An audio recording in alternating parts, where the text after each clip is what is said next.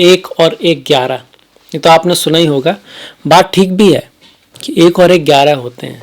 साथ ही हाथ बढ़ाना, एक अकेला थक जाएगा मिलकर बोझ उठाना।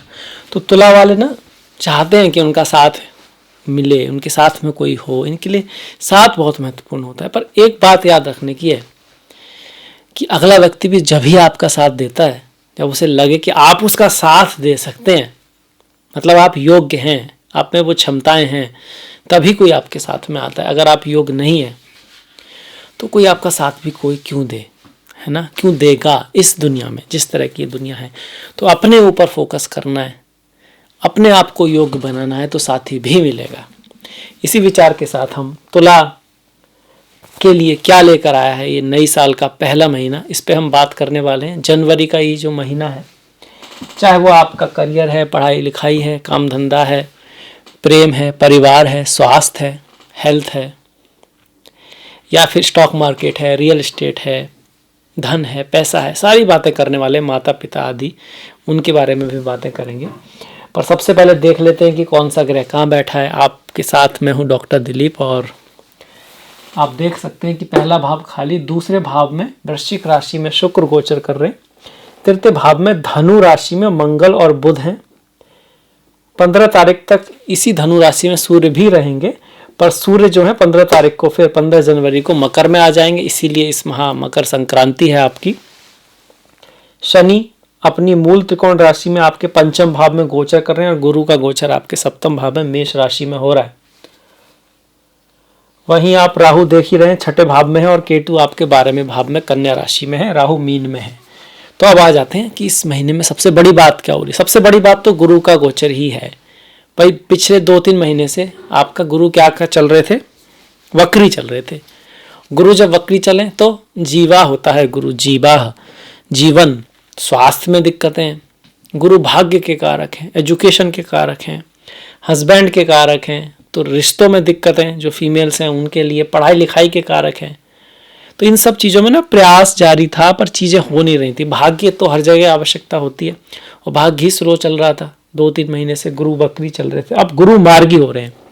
तो एक तो ये बड़ी बात हो रही है। तो ऊपर से गुरु आपकी इस समय जो गोचर चल रहे हैं, आपके सप्तम भाव से गुरु जा रहे हैं, और सप्तम भाव में गुरु का गोचर शुभ माना गया है, अच्छा माना गया आपके लिए भी। कारक ग्रह नहीं है, पर गोचर में, गोचर की बात अलग होती है। गोचर में गुरु यहाँ आ रहे हैं तो अब किस चीज को लेकर आएंगे, जैसे ही मार्गी होंगे, शादी, विवाह, बिजनेस, पार्टनरशिप में कोई दिक्कत चल रही थी, हो नहीं रही थी, आप प्रयास कर रहे थे, चीजें नहीं बन रही थी, तो अब होगा। शादी विवाह हो सकता है, पार्टनरशिप मिल सकती है, बिजनेस में आपकी तेजी आने वाली है, आपको नए क्लाइंट्स, नए लोग, नई कंपनी मिलने वाली है। कब? जब आप प्रयास करेंगे तो, क्योंकि बिना प्रयास के तो किसी को कुछ मिल ही नहीं सकता। इवन दो स्वयं वासुदेव साथ में बैठे हों तब भी अर्जुन को युद्ध करना पड़ा, है ना, तभी मिला। या फिर ऐसे भी बोलते हैं कि भैया अगर आप शेर भी हो तो ऐसा नहीं है कि हिरन आपके मुंह में खुद चलाएगा, बहुत भाग दौड़ करनी पड़ेगी, तब जाके आप शिकार कर पाओगे। तो प्रयास तो करना ही होगा, तब ही रिजल्ट आएगा। ग्रह आपको लेके नहीं आएंगे अगर हम वेट करें भैया अच्छे ग्रह बदलेंगे और चीज़ें अपने आप अच्छी होंगी, ऐसा नहीं होगा। पर हाँ, गुरु का मार्गी होना निसंदेह आपके लिए बहुत अच्छी बात है, बहुत बढ़िया बात है। यहाँ से आपके लाभ भी बढ़ सकते हैं, आपको कुछ फ्रेंड्स, बड़े भाई बहन, उनसे सहायता मिल सकती है, आपका फ्रेंड सर्कल बढ़ भी सकता है। आप कोशिश करें तो आपकी मुलाकात ऐसी जगह हो सकती है, या कहीं आप ऐसी जगह पहुंच सकते हैं जो आपके लाभदायक हो। या आप खुद से ही कोशिश करें कुछ नई जगह जाने की, नए लोगों से मिलने की, शायद पॉसिबिलिटी है कि वो आपके लिए सहायक सिद्ध हों। साथ में गुरु की दृष्टि भी मार्गी होगी आपके ऊपर, जो गुरु की दृष्टि है, तो आप दूर की दृष्टि रखोगे। आप छोटी मोटी बातों में मत उलझे रहोगे, बाकी लंबी सोच रखोगे। कहते हैं कि ईश्वर ने एनर्जी तो सभी को दी है, लगभग काफ़ी एनर्जी दी है, और बुद्धि भी लगभग सभी को काफ़ी है। पर जो अंतर है ना, वो चरित्र का है, अंतर है वो आदतों का है। कोई सुबह उठ के ईमेल चेक करता है, फिर फ़ोन देख लेता है, और कोई सुबह उठ के एक्सरसाइज करता है और उसे पहले ही पता होता है कि दिन में करना क्या है। तो इन दोनों में से जो पहला है उसको 90% असफलता मिलेगी, और दूसरे को 90% सफलता मिलेगी। तो गुरु आपको ज्ञान भी देंगे, आपको सही रास्ता भी दिखाएंगे। अब 1 जनवरी से ऐसा होगा। और गुरु की जो तृतीय भाव पर दृष्टि आ रही है तो आपके पराक्रम में, मेहनत में शुभता लाएंगे। आपको पड़ोसियों का एफर्ट मतलब सहायक मिलेगी। आप किसी की हेल्प की आवश्यकता भी होगी। कई बार हमको थोड़ा बहुत अगर कहीं से छोटी मोटी हेल्प मिल जाए, टैलेंट तो अपना ही काम आता है। वो हेल्प मिलती इसलिए है कि आप में योग्यता है। लगता है किसी को आप कहीं उसके काम आ सकते हैं, आपके अंदर ये योग्यता है, वो अपने लिए आपकी हेल्प करता है और आप आगे बढ़ जाते हैं। इसलिए योग्य बनना तो जरूरी है। सूरज ही चमक सकता है।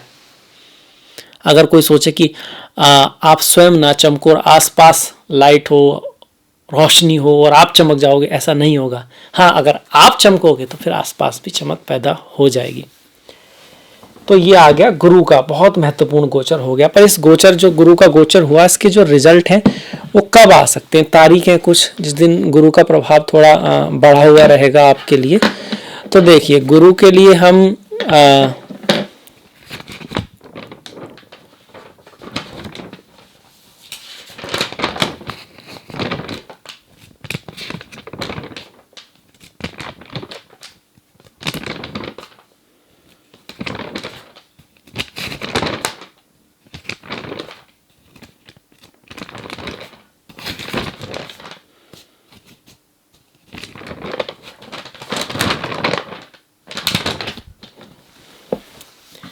चलिए देखते हैं जो गुरु की हमने बातें की उसका रिजल्ट जो है ना वो कब आ सकता है। गुरु के लिए 6, 7, 15, 16, 23 और 24 तारीख हैं। तो जो हमने बातें की, शादी विवाह, लाभ का होना, पड़ोसी आदि का साथ का मिलना, कहीं ना कहीं स्टेटस में वृद्धि होना, ये सब चीज़ें इन तारीखों को हो सकती हैं। रिलेशनशिप के लिए भी अच्छा है, प्यार मोहब्बत के लिए भी अच्छा है। गुरु का जो समय है, ये जो परिवर्तन आ रहा है पिछले 2-3 महीने में, अगर आपके पति पत्नी, प्रेमी प्रेमिका के साथ कोई मतभेद चल रहा था, कोई डिफरेंस ऑफ ओपिनियन हो गई थी, तो इससे कहीं ना कहीं उसमें कुछ सुधार हो सकता है। इस चीज़ की संभावना यहाँ पे बन रही है। गुरु के बाद जो दूसरा चेंज है वो आपका सूर्य का रहेगा। सूर्य जो है वो आपके तृतीय भाव में रहेंगे 15 तारीख तक, उसके बाद चतुर्थ में आएंगे। तो जब तक तृतीय भाव में है, लाभ का स्वामी जो है तृतीय भाव में आ रहा है, तो आपके पराक्रम से, मेहनत से, एफर्ट से आपको लाभ होगा। आपका कम्युनिकेशन, छोटे भाई बहन, पड़ोसी आदि का कहीं ना कोई रोल हो सकता है आपके लाभ में, इस चीज़ को दिखा रहा है। अगर आप सेल्स में है, मार्केटिंग में है, डिजाइनिंग में है, कुछ इस तरह का काम है, क्रिएटिविटी, मीडिया का, तब भी आपके लिए अच्छा रहेगा।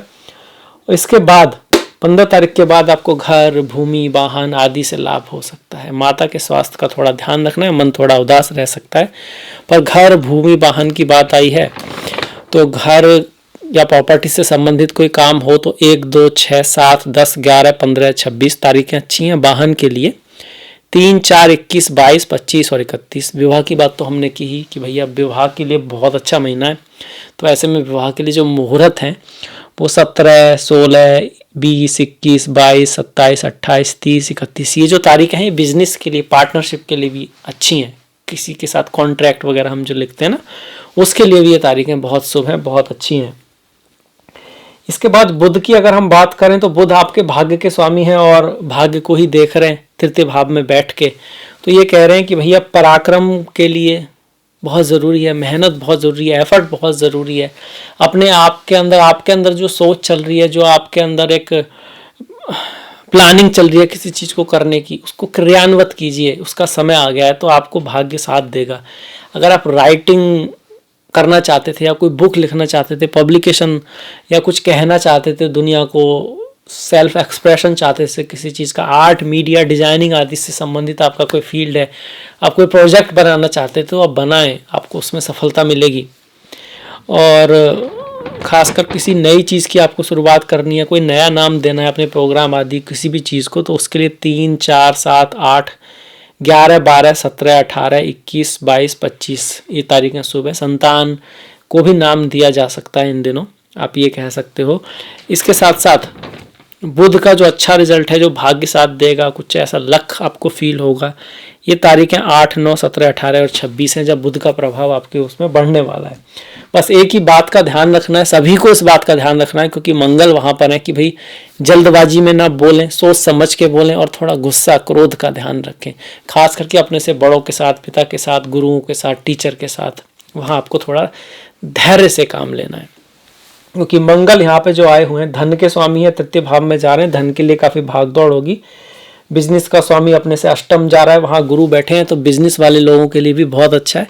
धन बिजनेस के लिए या धन के लिए कहीं बाहर जाना, यात्राएं छोटी मोटी हो सकती हैं 4, 5, 13, 14, 21 और 22 तारीख को ये यहाँ पे ग्रह दिखा रहा है। छठे भाव में राहु बैठे हैं, मंगल की दृष्टि है, तो रोग ऋण शत्रु से तो आपकी कह सकते हो जीत हो गई आपके, मतलब शत्रु की तो लग गई एक तरह से, आप ये भी कह सकते हो, मतलब आप कंपटीशन में तो जीतने वाले हो, इसके पूरे योग हैं। पर छठे भाव पर राहु देख रहा है, मंगल देख रहा है, अच्छा मानते हैं बुरे भावों पर जब क्रूर ग्रह देखें, पर थोड़ा स्वास्थ्य का ध्यान रखें, और मामा मौसी माता का जो परिवार है वहाँ थोड़ा दिक्कत आ सकती है, इस बात का ध्यान रखें। और केतु जो 12वें भाव में बैठे हैं, स्पिरिचुअलिटी आध्यात्म के लिए अच्छे हैं, विदेश ले जा सकते हैं आपको, उस चीज़ के लिए भी अच्छे हैं। केतु ये भी कह रहे हैं कि अपना जो काम है उसको बस भाग दौड़ में एकदम ऐसे ना करते रहें कि शुरू हो गया और एंड तक बस भागते जाना है। केतु आपको चाहते हैं कि आप थोड़ा रेस्ट लें, थोड़ा समझें चीज़ों को बीच बीच में, और फिर आगे बढ़ें, स्टेप बाय स्टेप आगे बढ़ेंगे तो आपको ज़्यादा बड़ी सफलता मिलेगी। केतु का अगर समय चल रहा है तो भगवान श्री गणेश की पूजा करना, भैरव बाबा की पूजा करना बहुत अच्छा है। अगर राहु का समय कर चल रहा है तो आप माँ दुर्गा की पूजा, माँ सरस्वती की पूजा अवश्य करें, आपको अच्छा रहेगा। राहु केतु का गोचर है पॉजिटिव है, गुरु का गोचर भी पॉजिटिव है, शनि का गोचर थोड़ा सा नेगेटिव है। पंचम के स्वामी होकर पंचम में बैठे हैं तो अच्छी बात है, आपके योग कारक ग्रह ये भी बहुत अच्छी बात है। खुद पंचम में है तो थोड़ा पनौती बोलते हैं इसको, पर आपके लिए उतना इफेक्टिव नहीं है। आपके योग कारक हैं, अपनी राशि में बैठे हैं, चंद्रमा की स्थिति अगर मजबूत हुई, शनि आपके स्ट्रांग हुए, तब तो ये आपको एजुकेशन में, स्टॉक मार्केट में, प्रेम आदि में काफ़ी बड़ी सफलता दे सकते हैं। आर्ट, मीडिया, स्पोर्ट्स, इस तरह के कार्य में आप हैं, पॉलिटिक्स, तो आपको बहुत बड़ा कोई कह सकते हो सपोर्ट मिल सकता है, आप कुछ बड़ा कर सकते हो।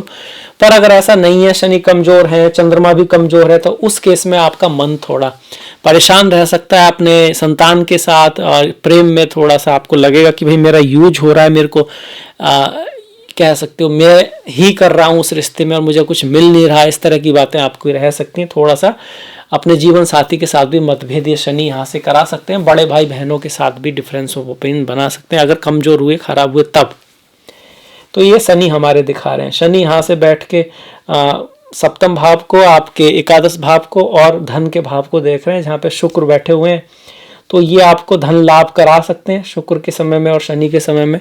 शुक्र का जो समय होगा वो आपका 1, 2, 10, 11, 18, 19, 29 को है, और शनि का समय 7, 8, 16, 25 तारीख को है। शनि के समय में थोड़ा रिश्तों का ध्यान भी रखना है, प्रथम संतान के साथ थोड़ा मतभेद हो सकता है, शादी विवाह के मामले में भी ख्याल रखना अगर शनि कमजोर है, पीड़ित है, इस तरह का है तो हमने शनि को देख लिया, सूर्य, गुरु, मंगल, बुध, राहु, केतु सभी ग्रहों को देख लिया। शुक्र की बात कर लेते हैं एक बार कि शुक्र धन योग में है, राशि का ही स्वामी, अपने से द्वितीय भाव में जा रहा है, आपकी तुला राशि इसलिए यहाँ पे 7 नंबर है, धन के भाव में जा रहा है, तो पैसे धन का लाभ करा सकता है। साथ में ही वो अष्टम का स्वामी है तो इनहेरिटेंस वगैरह भी आपको दिला सकता है। स्टॉक मार्केट से आपकी वृद्धि हो सकती है। गड़ा धन मतलब कुछ खोया हुआ पैसे का मिल जाना, सडन कोई कहीं से लाभ हो जाना, कोई गिफ्ट मिल जाना, कोई ऐसा पैसा जिसकी हम उम्मीद नहीं कर रहे हैं वो मिल जाए, इस तरह की संभावना भी यहाँ पे बन रही है, खास करके 1, 2, 10, 11, 18, 19 और 29 तारीख को। तो ये था। स्वास्थ्य की ध्यान रखें, स्वास्थ्य के लिए नॉट द बेस्ट, स्वास्थ्य का, हेल्थ का हमको थोड़ा सा ध्यान रखना है, खास करके अगर हमें आँखों का, थायराइड का, गले का, दांतों का कोई इशू है तो हमको विशेष ध्यान रखना है। साथ में पेट वगैरह का कोई इशू है तो भी, क्योंकि छठे भाव में राहु चल रहे हैं और इस पर मंगल की दृष्टि भी है, और ये भाव जो होता है ना, इंटेस्टाइन, पेट, ये सब नाभि के नीचे का जो भाव है उसका रहता है, तो वहाँ हमको ध्यान रखना है। शुक्र का द्वितीय भाव में आना, डायबिटीज़ वगैरह भी है तब भी उसका हमको ख्याल रखना पड़ेगा, क्योंकि द्वितीय भाव और सप्तम भाव मारक भाव होता है। इसमें गुरु शुक्र का होना डायबिटीज़ या हार्मोनल डिजीज जो होते हैं उनको थोड़ा बढ़ा सकता है अगर किसी को है तो। अब इसके बाद हम प्रॉपर्टी, वाहन, शादी, नाम, किसी चीज़ को नाम देना, इसके बारे में बात कर चुके हैं। विद्या आरंभ, कुछ पढ़ना लिखना, कोर्स, कुछ इस तरह की एजुकेशन से संबंधित कोई काम करना है तो उसके लिए आपका 5, 7, 12, 14, 21, 26, 31 शुभ तारीखें। ओवरऑल अगर हम देखें कि भैया कौन सी तारीखें शुभ रहेंगी, बहुत सारे काम होते हैं तो उसके लिए 3, 6, 8, 12, 13, 16, 18, 20, 22, 25, 31 तारीखें शुभ हैं इस माह की, जनवरी 2024 की। अब आ जाते हैं त्योहारों पर। त्योहार बहुत ज़रूरी हैं, त्योहार हमारी पहचान है, हमारी संस्कृति है, एक्चुअली दिखाते हैं कि हम कौन हैं, इसलिए इसको जानना ज़रूरी है। 14 तारीख की लोहड़ी है, 15 का पोंगल है, तो लोहड़ी और पोंगल की आपको बहुत बहुत शुभकामनाएं। सूर्य उत्तरायण हो रहे हैं, मकर संक्रांति है इस वहाँ पर 15 तारीख को, उसकी भी शुभकामनाएं। 23 तारीख को सुभाष चंद्र बोस जयंती है, 26 तारीख को रिपब्लिक डे है आपका, 25 को पौष पूर्णिमा और 11 को अमावस्या है। अमावस्या 11 तारीख को है और पूर्णिमा आपकी 25 को है। सफला एकादशी जो है वो 7 तारीख की है और 21 तारीख की पुत्रदा एकादशी है। ओम नमो भगवते वासुदेवाय, ओम नमो नारायणाय। 9 तारीख का भोमा प्रदोष व्रत है और 9 तारीख की ही मासिक शिवरात्रि है। 22 तारीख की सोमा प्रदोष व्रत है। चिदानंद रूपा शिवोहम शिवोहम, मनोबुद्धि अहंकार चित्तानि नाहम, चिदानंद रूपा शिवोहम शिवोहम। 29 की संकष्टी है और 15 तारीख की मकर संक्रांति है। तो ये हो गए हमारे त्योहार। आई होप आपको वीडियो अच्छा लगा होगा, पसंद आया होगा, और ऐसा है तो आप लाइक कीजिएगा, शेयर कीजिएगा। अगर आपने अभी तक सब्सक्राइब नहीं किया और ज्योतिष में आपका इंटरेस्ट है तो प्लीज़ सब्सक्राइब कीजिएगा, घंटी वाला बटन दबा सकते हैं। अगले वीडियो में आपसे मुलाकात होगी, तब तक के लिए आप अपना ख्याल रखें, अपनों का ख्याल रखें, सभी का ख्याल रखें। कुछ ना कुछ अच्छा बढ़िया देखते रहें, सुनते रहें, क्योंकि जो देखेंगे सुनेंगे वही दिमाग में रहेगा, मन में रहेगा, कभी ना कभी आप उसे करेंगे भी और करते रहें। इसीलिए क्योंकि संसार कर्म प्रधान है। आपने अंत तक वीडियो देखा, इसके लिए आपका बहुत बहुत धन्यवाद। नमस्कार।